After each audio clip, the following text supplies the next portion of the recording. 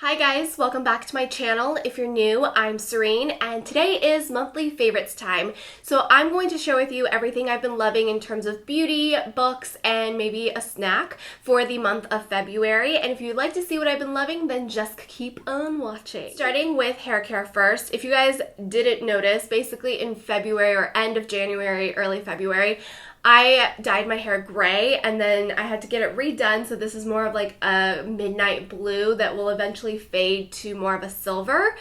But I had a lot of warmth, and the problem with trying to maintain gray hair in general, as well as like a bluer, cooler tone, is really not washing it a lot, washing it in cold water, and also using purple shampoos and conditioners. But with that, I started getting dandruff, and I was really shocked because I had never really had dandruff before. It's a combination of dry scalp or dandruff. It's probably more dry scalp, but I freaked out because I was like brushing my hair and I would just be like, oh my gosh, all this white flake, it's really gross, ugh. I ran over to Sephora and picked up the first thing I saw that was for dry scalp and dandruff, and this is the Phytheol Shampooing Hydrate Exfoliant, and it's a moisturizing scalp exfoliating shampoo. This helped immediately. So I immediately washed my hair, lathered it in, and then just let it sit in my hair for like 2 minutes. And then I rinsed it out and did it again. And then I conditioned with my purple conditioner. And this cut down on the dandruff after the first wash, like almost by 50 to 75%. And then the second wash, I was able to get rid of probably, I would say, like 85% of the dandruff. And then continuous use, I've managed to keep it all the way gone. Like, you don't see it anymore. I highly recommend this if you guys are looking for something that's really quick and effective. I haven't tried a whole ton of dry scalp or dandruff shampoos because I had never really had that problem, but this one was very effective and did the trick and did the job really fast. Now, it's a little bit more expensive, but as I mentioned, I only wash my hair twice, maybe 3 times a week now because I'm trying to maintain my color. So if you want to learn more about my hair color, I have 2 videos. One is how I went from kind of like a warm brunette with like really bad highlights into the silver gray, and then another one I did a YouTube live explaining how Pravana kind of helped me fix some of the issues that I was having as that silver was fading and bringing me to my current color and kind of the products I've been using. So if you guys want to check those out, or if you want a hair update video, let me know in the comment section, but this has been a huge lifesaver. Next up, I have some skincare, and this is from Deva. I showed it in my recent evening skincare routine. I talk about a lot of luxury skincare, and I'm always talking about serums, and the reason I love serums is because it helps treat your skin and it helps hydrate your skin if you use the right kind depending on what you're looking for.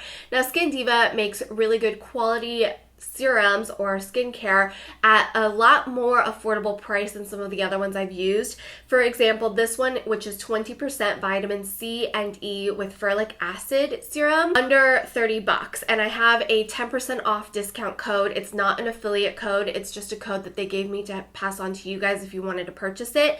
Now, vitamin C is great for brightening the skin, evening out your skin complexion in general. It helps with pigmentation, it helps with acne. It's just a great product to put all over the skin because of the fact that it just makes your complexion look its best and most radiant, and it treats a lot of the skincare concerns most of us have. This is a lot more affordable than the SkinCeuticals one that I've tried, as well as some of the other ones that are more luxurious that have a vitamin C and the ferulic acid. So I do recommend Deva because of the fact that it is a little bit more affordable. They have free shipping within the US, reasonable shipping for international, so you can purchase it from anywhere in the world. It's cruelty-free, it's vegetarian and non-GMO.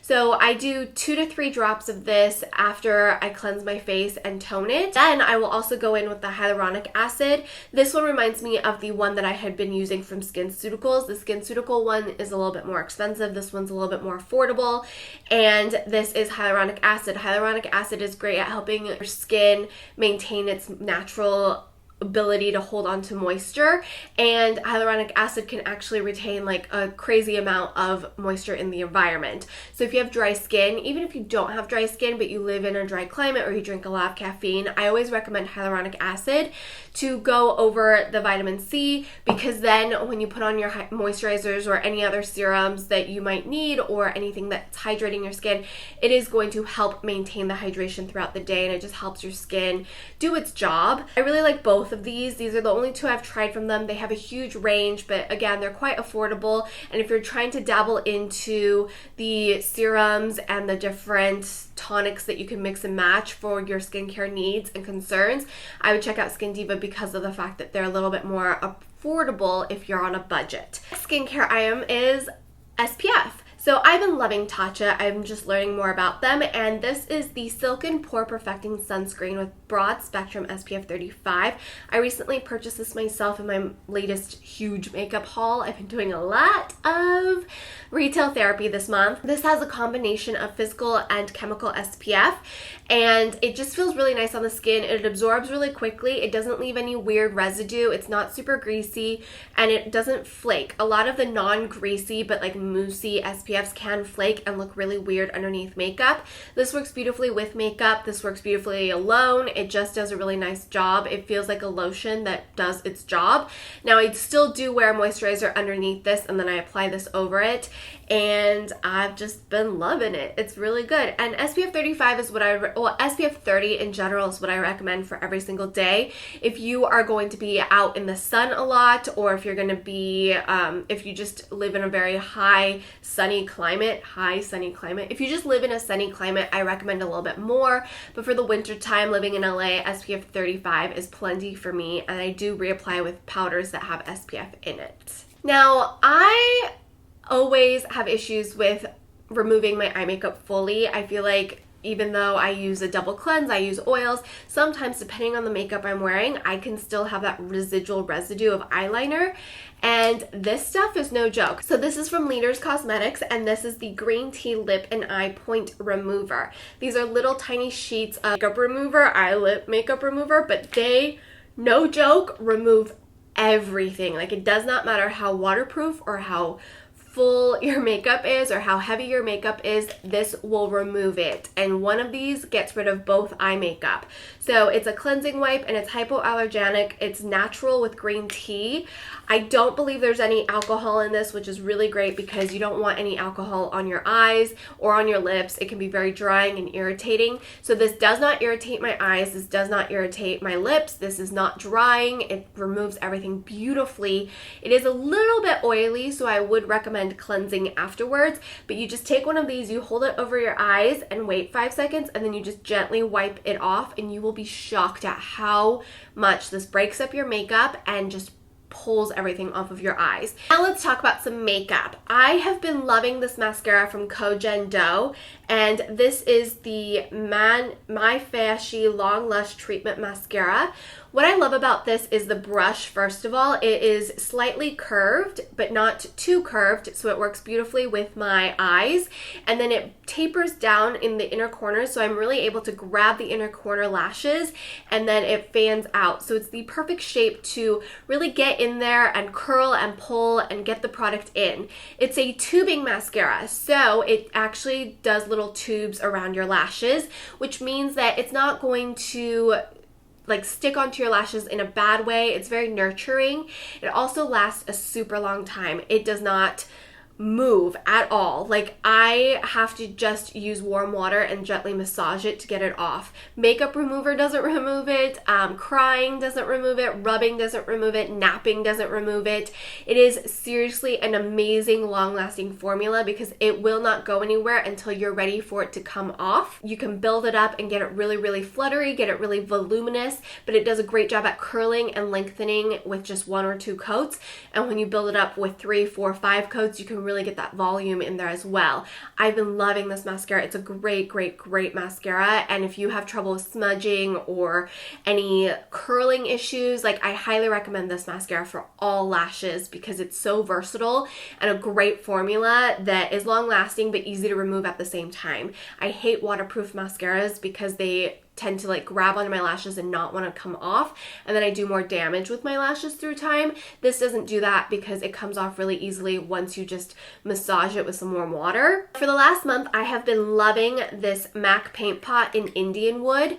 This is what I've been wearing all over the lid, and then I blend it into the crease, and that's all I've been doing for most of the month. Occasionally when I'm filming, I'll add a little bit more to define my eyes, but it's been a pretty low-key makeup month for me, and I've just really been enjoying this. It gives me a little bronzy shimmer, it gives me a beautiful wash of color, and just defines my eyes just slightly, but not too much, so I don't even have to wear eyeliner to finish my look.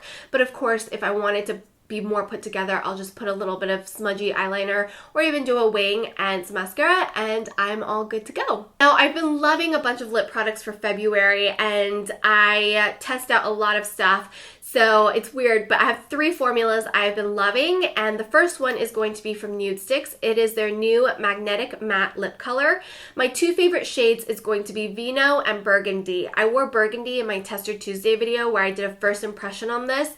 This does not budge. I didn't even reapply it. I wore it for a full 8 hours with eating, drinking, Korean barbecue, and I even swatched it on my arm and wore long sleeves. This stuff does not budge. Now, it is a little bit drying. Anything that is that long lasting is going to be a little bit drying, and I show you guys some tips on how to deal with that in that video. So I will link the product and the video in the description box if you're interested in checking this out. But it is seriously, if you're looking for a long lasting lip product that's an all-in-one because it's like a liner and lip color in one, definitely check out the NUDESTIX Magnetic Matte Lip Colors. Next up is actually the lip color I'm wearing today, and this is the Makeup Forever Artist Liquid Matte in 109. 109 is my favorite shade from this new collection, and it's super long lasting but really, really comfortable.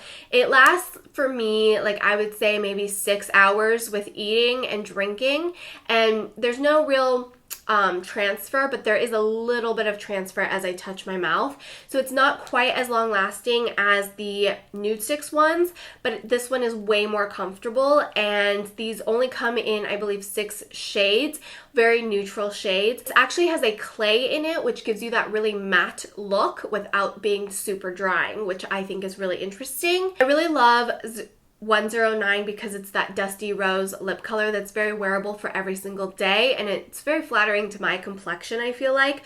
I love the formula. It's very comfortable. It is relatively long lasting, but not quite as long lasting as some of the other ones, which I don't mind because of how comfortable it is. And finally, for makeup, I have been loving the Hourglass Girl Lip Stylo. These are so fun, and I have a full swatch video on my channel. I swatch all of the shades.